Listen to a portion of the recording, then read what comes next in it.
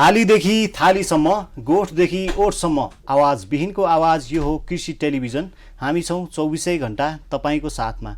नमस्कार, म जेबी शाह कार्यक्रम कृषि संवाद लिएर यहाँहरूमाझ उपस्थित भएको छु।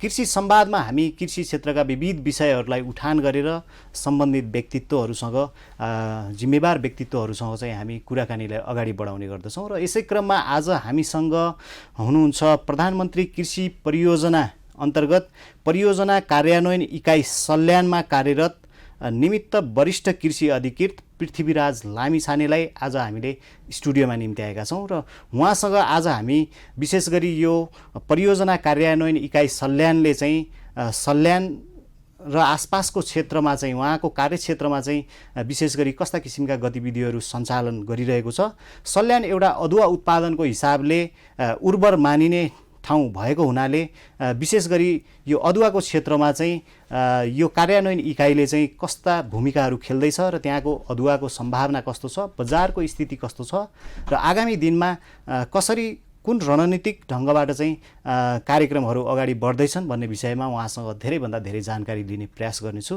सर्वप्रथम कार्यक्रममा उहाँलाई स्वागत गर्न चाहन्छु। पृथ्वीराज सर, स्वागत छ कार्यक्रम कृषि संवादमा। हस् त, धन्यवाद। आराम हुनुहुन्छ सर? हजुर, आरामै। पछिल्लो समय यो कार्यान्वयन इकाइले चाहिँ कस्ता कार्यक्रमहरू गरिरहेको छ सर? अब यो परियोजना कार्यान्वयन इकाइ सल्यानले यसको कार्यक्षेत्र सर्वप्रथम भन्नुपर्दा पश्चिम रुकुमको तरकारी बिउ उत्पादन क्षेत्र पनि हेर्छ। र त्यो क्षेत्र भनेको विशेष गरेर चौरजारी नगरपालिका, मुसिकोट नगरपालिकाको 13 नम्बर वडा र अनि त्यसपछि आएर त्रिवेणी 9 र 10 नम्बर वडा, अनि सानी भेरीको 1 र 2 नम्बर वडा पनि हेरेको हुन्छ। त्यहाँ तरकारी बिउ उत्पादनको लागि सपोर्ट गरे। त्यसै गरी रागेचौरमा धान उत्पादन जोन भन्ने छ र यता सल्यानमा चाहिँ अदुवा बेसार जोन कार्यक्रम लागू भएको छ। हामीले चाहिँ गत वर्ष अब चाहिँ 77-78मा उसको कुल लगाए अनि यसको वार्षिक बजेट चाहिँ 4,98,22,000 रुपियाँ चाहिँ थियो भने त्यसमा हामीले चाहिँ 71% मात्रै हाराहारीमा हामीले खर्च गर्न सफल भएका छौँ। त्यो भनेको चाहिँ 3,55,27,000 को हाराहारीमा आउँछ। र हामीले वित्तीय प्रगति 71% यो कोभिड-19 यो विभिन्न चाहिँ यो लकडाउनको कारणले चाहिँ हामीले चाहिँ 80 भन्दा बढी हामीले गर्ने हाम्रो टार्गेट थियो, त्यो सम्भव हुन सकेन। र चाहिँ हामीले चाहिँ 71% वित्तीय प्रगति गरे तापनि हामीले चाहिँ 84% को हाराहारीमा हामीले चाहिँ भारित प्रगति गर्न सफल भएका छौँ। ती प्रगति गर्ने क्रमको सिलसिलामा चाहिँ हामीले 134 वटा चाहिँ किसानहरूलाई यान्त्रिकरण मार्फत चाहिँ हामीले चाहिँ मिनी टिलरहरू वितरण गरेछौँ। त्यो चाहिँ त्यो कहाँ वितरण गरिएछ भने तरकारी उत्पादन जोनमा, अदुवा बेसार जोनमा र धान जोनमा गरेर 134 वटा हो। एउटा हामीले चाहिँ कम्बाइन्ड चाहिँ के अरे यो थ्रेसर पनि हामीले चाहिँ अनुदानमा बाँडेका छौँ, 50% अनुदानमा। त्यो चाहिँ हामीले सारथी सहकारी संस्था त्रिवेणी गाउँपालिकामा पश्चिम रुकुममा त्यो दिएका छौँ।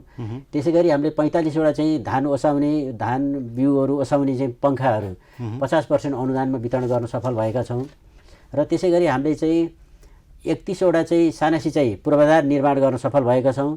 त्यसमा चाहिँ भनेको 22 वटा चाहिँ सिँचाइ कार्यक्रम अन्तर्गत र चाहिँ 9 वटा चाहिँ हामीले चाहिँ यो क्षेत्र विस्तार अन्तर्गत, जस्तै अदुवाको क्षेत्र विस्तार अन्तर्गतबाट तरकारी बिउ उत्पादनको क्षेत्र विस्तार अन्तर्गत र अनि त्यसपछि चाहिँ उसमा धान जोन क्षेत्र विस्तार अन्तर्गत यो सिँचाइ पूर्वाधार बनाउन हामी सफल भएका छौँ। यो कोभिडको लकडाउनको कारणले पनि किसानहरूको मेहनत लगनशीलताको कारणले हामी सफल भइयो, त्यही पनि पूर्ण चाहिँ गर्न सकिएन। त्यसै गरी 4 वटा चक्लाबन्दी कार्यक्रम थियो। त्यो 10-10 लाखको प्रोग्राममा चाहिँ हामी 38-39 लाख जति चाहिँ त्यो 4 वटा चाहिँ चक्लाबन्दी कार्यक्रम सफल गर्न किसानहरूले चाहिँ मेहनतबाट चाहिँ सफल हुन सकियो। त्यसमा चाहिँ हामीले चाहिँ प्रत्येक चक्लाबन्दीमा चाहिँ सिँचाइ पूर्वाधार पनि निर्माण त्यहाँ भएका छन्। र चाहिँ अदुवामा चाहिँ हामीले चाहिँ अदुवाको चाहिँ उत्पादन बढाउनलाई चाहिँ हामीले चाहिँ अदुवा बिउमा पनि हामीले अनुदान दिएछौँ। लगभग 28-30 लाख जति हामीले चाहिँ अदुवाको बिउमा 50% अनुदान दिन किसानलाई हामी सफल भएका छौँ। त्यसै गरी चाहिँ समशीतोष्ण चाहिँ उन्नत बिउ उत्पादन कृषि सहकारी संस्थालाई हामीले चाहिँ 200 केजी जति चाहिँ हामीले चाहिँ यो मूल बिउमा चाहिँ 75% अनुदानमा चाहिँ हामीले चाहिँ उपलब्ध गराउन सफल भएका छौँ। त्यो मूल बिउबाट आगामी दिनमा अवश्य नै चाहिँ उन्नत बिउहरू उत्पादन हुनेछ भन्ने हामीले आशा राखेका छौँ।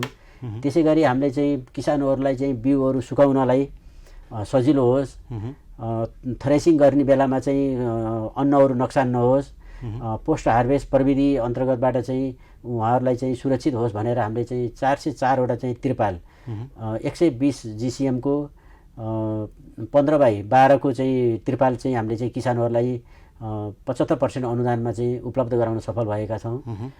यो पनि किसानहरूको चाहिँ चाहना र किसानहरूको माग अनुसार नै हामी चाहिँ त्यो दिन सफल चाहिँ भयौँ। र यहाँको यो प्रधानमन्त्री कृषि परियोजना अन्तर्गतको परियोजना कार्यान्वयन इकाइ चाहिँ त्यहाँ चाहिँ कहिलेदेखि सुरुवात गरिएको थियो सर? त्यहाँ पहिला चाहिँ सर्वप्रथम अदुवा बेसार जोन भनेर चाहिँ 2073 सालदेखि पहिलो वर्षदेखि नै 73-74 को आवादेखि नै त्यहाँ कार्यान्वयन भएको हो। त्यति बेला चाहिँ मुख्य त्यो भनेको अदुवा बेसार अदुवा बेसारको चाहिँ त्यसको चाहिँ बजार प्रवर्धन गर्ने र चाहिँ त्यसको चाहिँ उत्पादकता बढाउने उद्देश्यले चाहिँ त्यहाँ स्थापना गरिएको हो। र यसको चाहिँ मुख्य उद्देश्य भनेको चाहिँ यान्त्रिकरण आधुनिकरण ल्याएर कृषि यान्त्रिकरण चाहिँ बाट चाहिँ नै हाम्रो चाहिँ यो कृषिको चाहिँ उत्पादकता बढाउन सकिन्छ। किनभने परापूर्वकालदेखि किसानहरूले चाहिँ हलोबाट 2 महिना वर्षभरिमा 2 महिना गोरु जोत्नको लागि 10 महिना चाहिँ गोरुलाई त्यसै पाल्नुपर्ने, उहाँहरूको चाहिँ महिलाहरूको चाहिँ वर्षभरि नै गोरुलाई चाहिँ घाँस खुवाउनु पर्ने, पालन पोषण गर्दैमा उहाँहरूको जुन समय बित्थ्यो। अहिले हामीहरूले चाहिँ आएपछि हामीले चाहिँ किसानहरूको माग अनुसार 50% अनुदानमा त्यो मिनी टिलरहरू जोत्ने हलोहरू चाहिँ हामीले उपलब्ध गराउन सक्यौँ। अहिले कतिपयहरूले चाहिँ गोरु पाल्नै नै छोड्नु भयो, किनभने त्यसको सट्टामा एउटा चाहिँ गाई पाल्ने हो भने चाहिँ 10-12 महिनामा त्यो कम्ती नै 60,000 भन्दा बढीको चाहिँ दुध उहाँहरूले बिक्री गर्न पाउनुहुन्छ। त्यो गोरु पालेर चाहिँ एउटा मल मात्र हुन्थ्यो र वर्ष 12 महिनामा 2 महिना मात्रै उहाँहरूले चाहिँ त्यसलाई उपयोगमा ल्याउन पाउनुहुन्थ्यो। त्यो चाहिँ हामीले लगभग 80% भन्दा बढी त्यो विस्थापित गर्न सफल भएका छौँ। त्यो भनेको चाहिँ मिनी टिलर उहाँहरूको चाहनाबाट जुन मिनी टिलर हामीले बाँड्न सफल भइएको छ।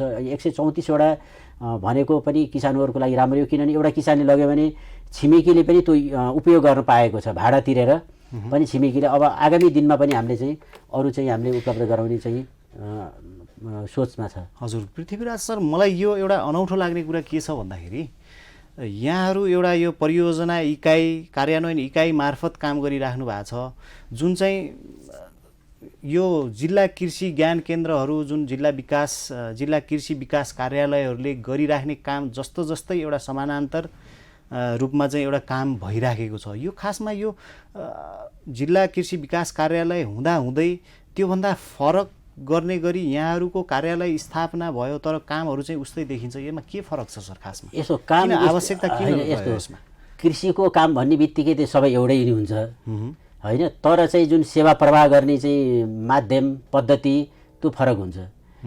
किनभने अहिले चाहिँ अब देश संघीयतामा गएको हुनाले अब प्रदेशको अहिले कृषि ज्ञान केन्द्र भनौँ, अहिले सल्यानमा त कृषि विकास कार्यालय नै नाम स्थापना भएको छ।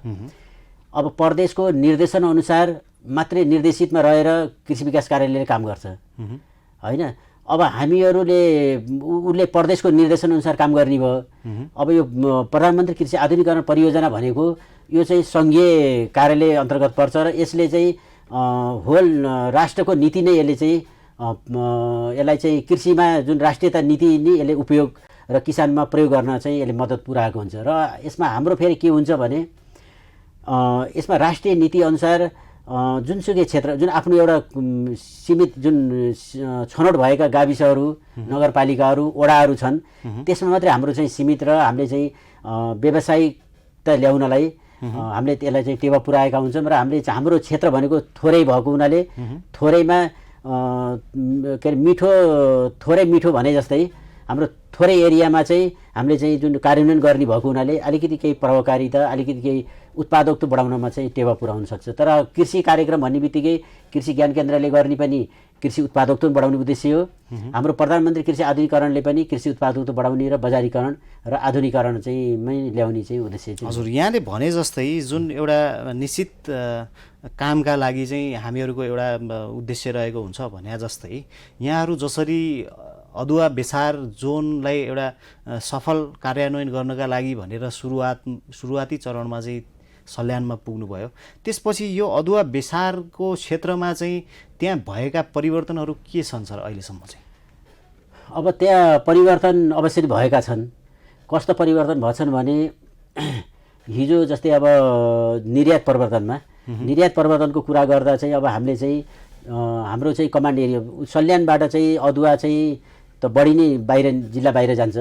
तर हाम्रो जुन पकेट एरिया छ जस्तै मालनेटा होइन, शारदा नगरपालिकाको 14-15 7 नम्बर वडा, कुमा सिद्धेश्वरी गाउँपालिकाका र बागचोर नगरपालिकाका यो विभिन्न वडाबाट व्यापारीहरूले किसानबाट सङ्कलन गरेर र बाहिर चाहिँ पठाएका, त्यो बाहिर भनेका कहाँ भने बुटोलको बजार, भैरवा, कृष्णनगर, नेपालगञ्ज, दाङ, छिन्चुमा चाहिँ पनि त्यहाँ अदुवाको चाहिँ त्यहाँ खरिद गर्ने एउटा केन्द्र छ। त्यो ठाउँमा चाहिँ मात्रै अहिले चाहिँ हाम्रो ताजा अदुवा 960 मेट्रिक टन, यो हाम्रो जोनको मात्रै हो है, जिल्लाको त उत्पादन बढी छ।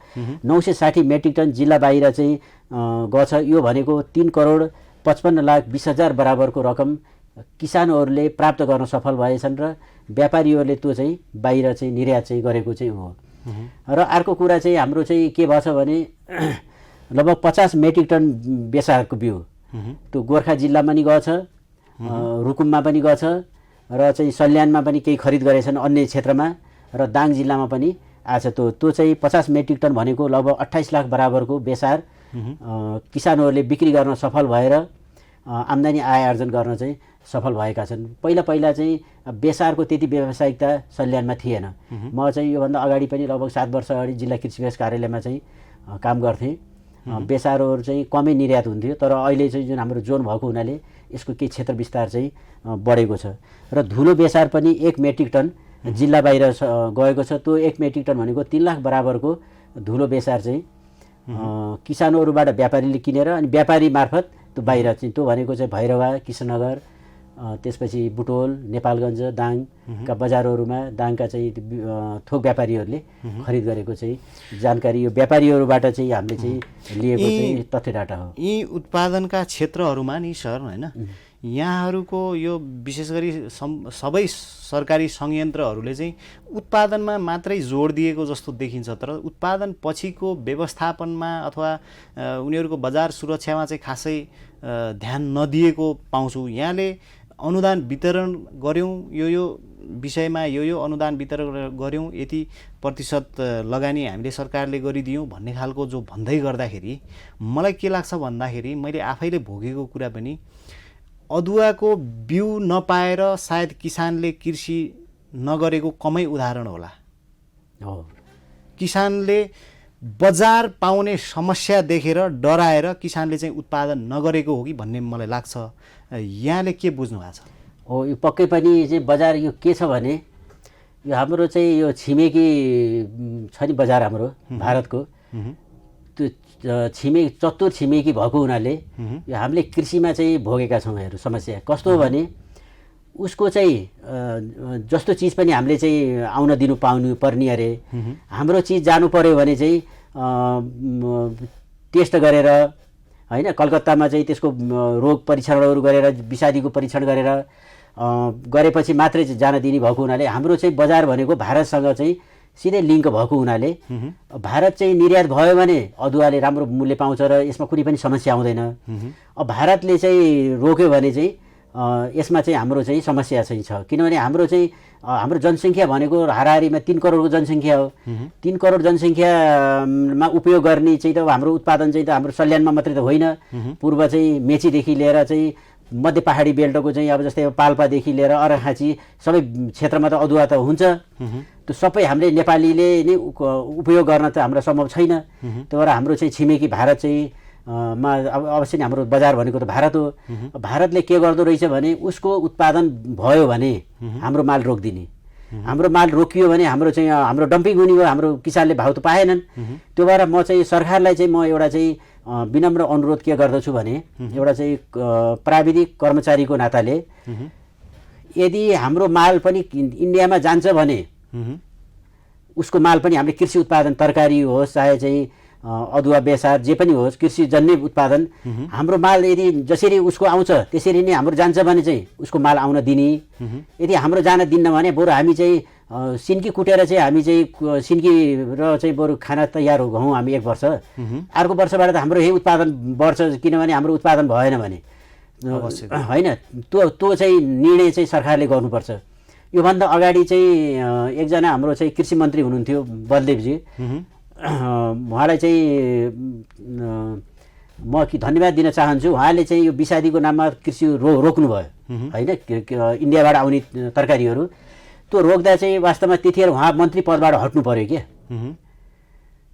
त्यो हट्नु भन्यो किनभने चाबी त भारतले चाहिँ यहाँको प्रधानमन्त्रीलाई त चाबी लगाइदियो, ऊ के अरे त्यो मन्त्रीलाई चाहिँ हटायो किनभने यहाँको चिज त जान पाएन, यहाँ सड्ने चिजलाई त यता डम्पिङ गराउन ल्याउन सकेन। त्यो कारणले चाहिँ हाम्रो चाहिँ कडा नीति चाहिँ हुनुपर्छ। सरकारले कडा नीति ल्याएर यदि उसको माल हामीले नेपालमा चाहिँ भित्राउने भने हाम्रो माल पनि जाओस्, त्यो जाने भने हामी किसानहरूले चाँदी चाहिँ उत्पादन गर्छन्। हाम्रो किसानहरू उत्पादन गर्नमा चाहिँ मेहनती किसान छन्, अत्यधिक उत्पादन गर्छन्। यदि हामीले चाहिँ बजार चाहिँ हामीले व्यवस्थापन गऱ्यौँ भने र म थोरै लिन्छु र हाम्रो किसानमा पनि अलिकति कस्तो छ भने गुणस्तरीय उत्पादन गर्ने, ग्रेडिङ गर्ने होइन, त्यसलाई चाहिँ हामीले समय समयमा चाहिँ हामीले चाहिँ तालिम पनि दिएका छौँ, ग्रेडिङ गर्ने, प्याकेजिङ गर्ने, त्यस्ता कुरामा पनि उहाँहरूले चाहिँ ध्यान दिनुपर्छ। एउटा हाम्रो चाहिँ अहिले चाहिँ हामीले चाहिँ सल्यानमा यो आब 77-78मा स्थानीय तहसँग अदुवाको स्रोत केन्द्र स्थापना भन्ने चाहिँ कार्यक्रम थियो। त्यो 50 लाख चाहिँ हामीले दिनुपर्ने र 50 लाख चाहिँ स्थानीय तह र चाहिँ त्यहाँको उपभोक्ता सहकारीहरूले त्यो चाहिँ लगानी गर्नुपर्ने। तर त्यो चाहिँ लगानी गर्न उहाँहरू चाहिँ कुनै पनि स्थानीय तह जागरुक पनि भएन र कुनै पनि सहकारी संस्था पनि अग्रसर भएन। त्यो 50 उद्देश्य चाहिँ के राख्नु भएको थियो त्यसको त्यो स्रोत केन्द्रको भनेको बिउ अदुवा या उत्पादन अदुवाहरू चाहिँ त्यो कलेक्ट गर्ने, त्यहाँबाट चाहिँ प्रोसेसिङहरू गरेर चाहिँ त्यहाँबाट चाहिँ बाहिर सप्लाई गर्ने। त्यहाँ हामीले चाहिँ त्यो स्रोत केन्द्रबाट चाहिँ हामीले चाहिँ प्रशोधन गरेर पनि हामीले त्यहाँ विभिन्न चिजहरू चाहिँ गरेर चाहिँ हामीले चाहिँ बजारीकरणलाई चाहिँ सिधै लिङ्कमा चाहिँ लैजाने चाहिँ त्यसको हाम्रो उद्देश्य थियो। तर त्यो सफल हुन सकेन। त्यो 50 लाख हाम्रो फ्रिज गयो होइन। त्यसमा पनि अब म चाहिँ स्थानीय तहलाई र किसानहरूलाई पनि अलिक सहकारी संस्थाहरूलाई अलिकति त्यो कमजोरीपन चाहिँ देखाउन चाहन्छु। हजुर, यहाँले भन्नुभयो जुन गुणस्तर छैन भने चाहिँ इन्डियाले रोक्ने गरेको छ भनेर, के हाम्रो अदुवामा त्यति गुणस्तर नहुने अवस्था पनि छ? होइन, गुणस्तर चाहिँ यस्तो हो, मैले त्यही भने नि, जुन हाम्रो ग्रेडिङ प्याकेजिङ जस्तै अब अदुवाहरू चाहिँ सफा गरेर के धोएर अनि त्यसपछि अब त्यसलाई अब क्रेडमा त्यो अदुवाको पनि कस्तो हुन्छ त्यो चाका पन्जा भन्छन् क्या, हो त्यो पन्जा टाइपको चाहिँ अदुवा हुने। त्यस्तो भएपछि हाम्रो चाहिँ मार्केट पनि अलिकति बढ्थ्यो र सबभन्दा चाहिँ हामीले त्यस्तो पन्जा टाइपको लगे पनि उसले इन्डियाको आफ्नो उत्पादनलाई चाहिँ इन्डियाले आफ्नो देशको हितको लागि धेरै काम गर्छ। हेर्नुहोस्, मैले त्यहाँको एकजना कृषि प्राविधिकहरूसँग मैले चाहिँ एउटा सम्पर्क गरेको थिएँ। उहाँहरूको आफ्नो देशमा यदि अदुवाहरू उत्पादन भयो भने चाहिँ उसले अर्को देशको रोकिदिन्छ, किनभने आफ्नो देशको त मार्केट उसको त घट्छ नि त। हाम्रो बजार पूर्ण रूपमा इन्डियामा मात्रै किन निर्भर छ सर? यो अरू इन्डियाको विकल्प अरू छैन? अन्यत्र हामीले यस्तो व्यवस्थापन गर्न सकिने अवस्था छैन? अब अन्य क्षेत्रमा व्यवस्थापन गर्न सक्ने जस्तै अब चाइनामा पनि हामीले चाहिँ गर्न सक्छौँ, तर हामीले त्यसको गुणस्तर दिन सकेका छैनौँ। हामीले चाइनासँग प्रतिस्पर्धा उसको टेक्नोलोजी होइन, उसलाई चाहिँ अब हामीले चाहिँ उसको प्रशोधन केन्द्र जस्तै उसको सुठो चाहिँ यदि हामीले बजारमा हेऱ्यौँ भने एकदम सेतो सफा हुन्छ। हाम्रो गाउँघरमा बनाउने सुठो हेर्ने हो भने अब अलिकति मैलो टाइपको धमिलो टाइपको होइन, खुट्टाले माडेर त्यही भुइँमा माटोमा सुकाएर बनाएको अदुवा र उहाँ चाइनामा बनाएको सुठोलाई चाहिँ जस्तै अब त्यो त एकदम मेसिनबाट प्रशोधित राम्रोसँग गरेकोलाई त्यो मार्केट कम्पिटिसनमा चाहिँ हामीलाई त्यो समस्या छ। अझै पनि हामी टेक्नोलोजीमा चाहिँ त्यति पूर्ण रूपमा सकेका छैनौँ। र राज्यले चाहिँ अनुदान चाहिँ बढाउनुपर्छ। कसरी भने जुन अहिले 50% जुन यहाँ मेसिनरी औजारमा दिएछ नि होइन, हामीले चाहिँ बरु जिल्लामा चाहिँ 600 जना सांसदलाई घटाएर 100मा झारौँ, किसानलाई चाहिँ 100% अनुदान दिउँ न हाम्रो उत्पादन बढाउने हो भने होइन। यो विभिन्न चाहिँ अब हामीले चाहिँ अनावश्यक फजुल खर्चहरू चाहिँ हामीले 1-1 करोड जाने गाडी किनेका हुन्छौँ होइन। किसानलाई चाहिँ हामीले चाहिँ 100%मा किन मेसिनरी औजार नदिने? यी कुराहरू चाहिँ एकदम तत्काल चाहिँ विषय छन् क्या।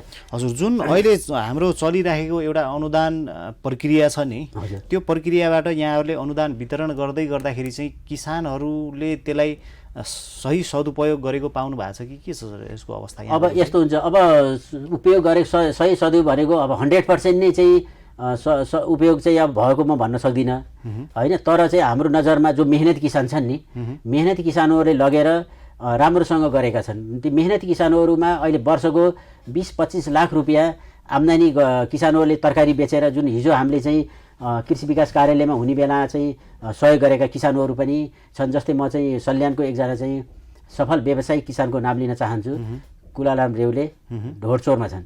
उहाँहरूले चाहिँ हामीले चाहिँ उहाँहरूलाई चाहिँ त्यस्ता चाहिँ के अरे मेसिनरी औजारदेखि लिएर अनुदानका कार्यक्रमहरू उहाँहरूलाई हामीले दियौँ। उहाँले एकदम सही उपयोग गर्नुभयो। उहाँको अहिले आम्दानी 20-25 लाख रुपियाँ वार्षिक आम्दानी चाहिँ छ। कस्टम हायरिङ सेन्टर अन्तर्गत यो जोनले, अदुवा बेसार जोनले पनि उहाँलाई एउटा चाहिँ 635 नम्बरको पिकअप गाडी पनि उहाँलाई चाहिँ 50% अनुदानमा दिएको छ। त्यो पिकअप गाडीबाट उहाँको चाहिँ 12 महिना कृषि उत्पादन नै बुटोल, दाङ, नेपालगञ्ज चाहिँ किसानसँग खरिद गर्ने र आफ्नो चाहिँ त्यो फर्म, सुजन व्यवसाय फर्म छ, त्यहाँ कलेक्सन गरेर उहाँले चाहिँ त्यो माल सप्लाई गर्नुहुन्छ। लगभग 500 मेट्रिक टनभन्दा बढी, 500 क्विन्टलभन्दा बढी त उहाँले अदुवा लैजानुभयो। अनि त्यस्तै तरकारी 12 महिना हो त्यो। अब जस्तै अब हाम्रो चाहिँ जुन 50% अनुदानमा दिएका उपयोगका कुरामा उहाँको त्यो पिकअप गाडी एकदमै उपयोगमा छ। त्यो कसैले पनि बुझ्न सक्छ। त्यो त्यहाँ बुटोलको चाहिँ सब्जी मन्डीमा गएर त्यहाँको वार्षिक तथ्याङ्क लिन सकिन्छ, दाङको लिन सकिन्छ, महेन्द्रनगरको लिन सकिन्छ, बुटोलको लिन, के अरे नेपालगञ्जको लिन सकिन्छ। उहाँको 12 महिनामा 6 महिना भन्दा बढी नै उहाँको चाहिँ माल चाहिँ त्यो गाडीले बोक्ने काम गरेको हुन्छ।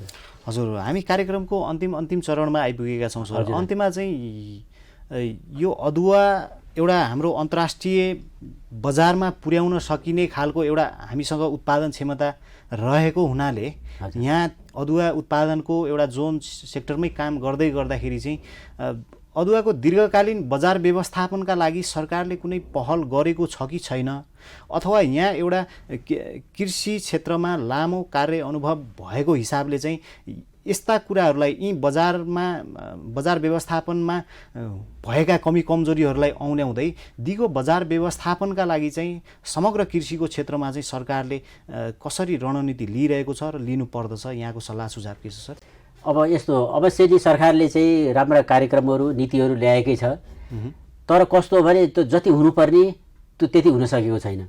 अब अदुवा बजारीकरणको लागि जुन भन्नुभयो नि, यसको लागि चाहिँ ढुवानी अनुदान, किनभने चाहिँ हामीले ढुवानी अनुदान अहिले चाहिँ भारतको हेर्ने हो भने अनुदानहरू सिधै केरलाबाट चाहिँ बुटोल, यदि चाहिँ टमाटर आयो भने 10 रुपियाँ किलोमा बुटोलमा झारिदिन्छ। त्यो किसानले चाहिँ उसले चाहिँ 10 रुपियाँ जुन किसानले पाएको हुन्छ नि मूल्य, त्यो 20 को ढुवानी सब्सिडी चाहिँ सरकारले बेहोरेको हुन्छ।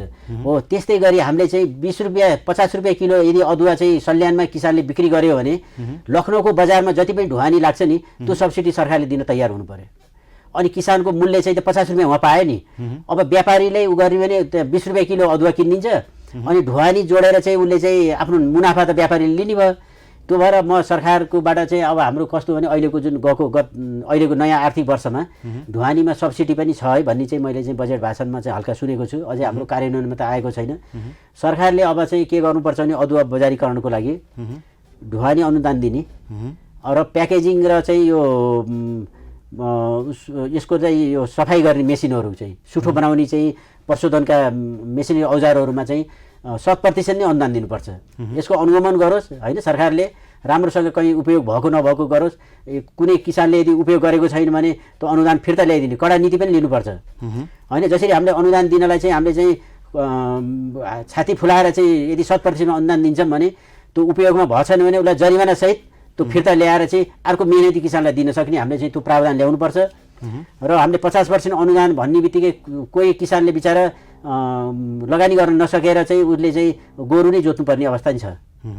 त्यो भएर चाहिँ हामीले चाहिँ अनुदान चाहिँ बढाउने र चाहिँ म सरकारलाई चाहिँ के अनुरोध गर्छु भने भारतसँग चाहिँ हामीले चाहिँ मित्रता अब किन छिमेकी दुष्ट भए पनि दुष्टसँग चाहिँ झुकेर भए पनि हामीले चाहिँ यो कृषि उत्पादन निर्यातमा जसरी आयात आउनलाई हामीले सजिलो दिएछौँ नि त्यसै निर्यातलाई पनि हामीले चाहिँ उ गर्छौँ एउटा कूटनीतिक पहल गरेर चाँडोभन्दा चाँडो चाहिँ हामीले चाहिँ गऱ्यौँ भने हाम्रो देशमा किसानहरूले चाहिँ चाँदी उत्पादन गर्छन् हेर्नुहोस् त्यो तरकारी पनि हाम्रो चाहिँ अत्याधिक उत्पादन हुन्थ्यो बजारीकरणको कारणले चाहिँ खुम्चिन्छ कुनै वर्ष चाहिँ बन्दा चाहिँ 80 रुपियाँ किलो जान्छ कुनै वर्ष चाहिँ 5 रुपियाँ किलो बिक्दैन त्यो बजारी कारणले हो नि त अनि 80 रुपियाँ पुग्दा त किसानले एकदम खुसी भएर उत्पादन गर्छन् त्यो 5 रुपियाँ हुँदा चाहिँ अनि 2 वर्ष उनीहरूले उत्पादनै गर्दैनन् त्यस कारणले चाहिँ यदि निरन्तरता दिनलाई हाम्रो छिमेकी भारत किनभने अन्तर्राष्ट्रिय बजार हेर्ने भने अन्तर्राष्ट्रिय बजारमा हामीले गुणस्तर नापन गर्ने हामीले त्यसलाई कन्ट्रोल गर्नै सक्दैनौँ अहिले हाम्रो भारत भनेको खुल्ला सीमा हो खुल्ला सीमामा चाहिँ जसरी हाम्रो उहाँको उत्पादनको पद्धति र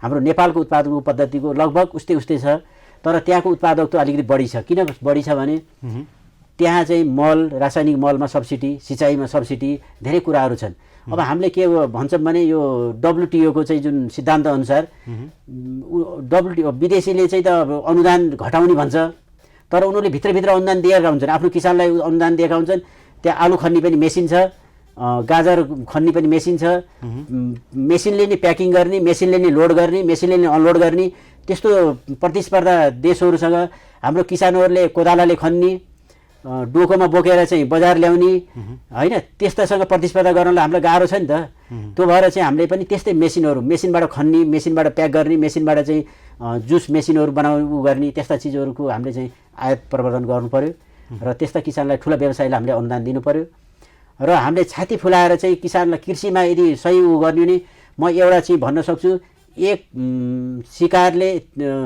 तीरले 3 शिकार गर्ने हामीले रणनीति अपनाउनुपर्छ त्यो भनेको के हो भने एक तीर भनेको चाहिँ हामीले चाहिँ जुन हाम्रो जति पनि खोला नालाहरू छन् ती खोला नालाहरूमा हामीले चाहिँ तटबन्धहरू बाँधहरू बनाउने कहीँ कजवेहरू बनाइदिने अनि त्यसले गर्दा पानी कलेक्सन हुन्छ पानी कलेक्सन भयो भने त्यस्ता ठुल्ठुला ड्याम बनाइदियो भने हामीले ड्याम बनाइयो भने विद्युत निकाल्यो भने त्यहाँ गाउँघरको वरिपरिलाई टर्बाइन लगभग 5-10 लाखमा चाहिँ सानसानो टर्बाइनबाट बिजुली निक्लेको मैले देखेको छु अनि त्यसपछि त्यो रिजर्भरमा चाहिँ के गर्ने भने माछा पालन गर्ने अनि माछा हामीले निर्यात गर्न सक्छौँ एकदम हाम्रो पानी छ नि अनि त्यसपछि त्यही पानीबाट हामीले सिँचाइ पनि गर्न सक्छौँ त्यो भएर एउटा बाँध बनाइयो भने एउटा कुनै खोलामा कुनै जलाशयमा कुनै चाहिँ घोलमा एउटा बाँधले माछा पालन विद्युत र सिँचाइ 3टा शिकार हामीले गर्न सक्छौँ यो रणनीति सरकारले चाहिँ अपनाउनुपर्छ यो गर्न सक्यो भने चाहिँ हामी किसानहरू हामी कोही पनि गरिब हुँदैनौँ हाम्रो तराईको चाहिँ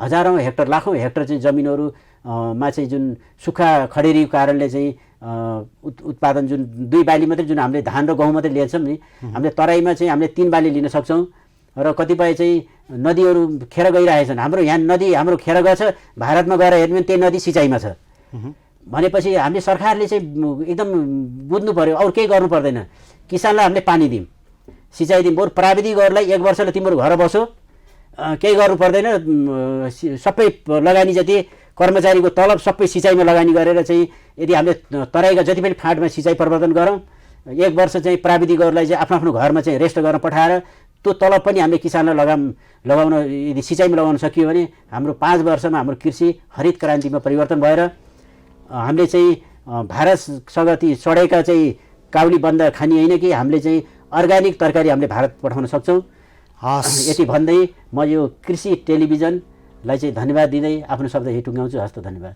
हस् तपाईँलाई पनि हाम्रो निम्तोलाई स्वीकारेर स्टुडियोसम्म आइदिनु भयो र यो महत्त्वपूर्ण विचार प्रवाह गरिदिनु भएकोमा यहाँलाई धेरै धेरै धन्यवाद दिन चाहन्छु सर दर्शकबिन उहाँ हुनुहुन्थ्यो प्रधानमन्त्री कृषि परियोजना अन्तर्गत परियोजना कार्यान्वयन इकाइ सल्यानमा कार्यरत निमित्त वरिष्ठ कृषि अधिकृत पृथ्वीराज लामिछाने हुनुहुन्थ्यो उहाँलाई आज हामी हाम्रो स्टुडियोमै निम्त्याएर उहाँसँग विशेष गरी त्यहाँ सल्यान क्षेत्रमा रहेको कृषिको सम्भाव्यताका विषयमा परिचर्चा गऱ्यौँ र कृषिको क्षेत्रमा एउटा रणनीतिक पहल गरेर चाहिँ कृषि क्षेत्रलाई चाहिँ कृषिको दिगो बजार व्यवस्थापनतर्फ सरकारले विशेष ध्यान दिन जरुरी छ जसरी भारतबाट कृषिजन्य वस्तुहरू आयात गरिन्छ त्यसरी नै निर्यातमा सजिलो बनाउने तर्फ चाहिँ सरकारले विशेष ध्यान दिनुपर्छ र सरकारका यससँग सम्बन्धित निकायहरूले चाहिँ विशेष जिम्मेवारी निभाउनु पर्दछ। तब मात्र कृषिको दिगो बजार व्यवस्थापन हुन सक्दछ र हाम्रा किसानहरू सुरक्षित रहन सक्दछन् भन्ने सुन्दर भनाइ सँगसँगै आजको कार्यक्रमको समय यही सकिएको छ। कार्यक्रम हेरिसकेपछि सल्लाह सुझाव र प्रतिक्रिया अवश्य दिनुहोला।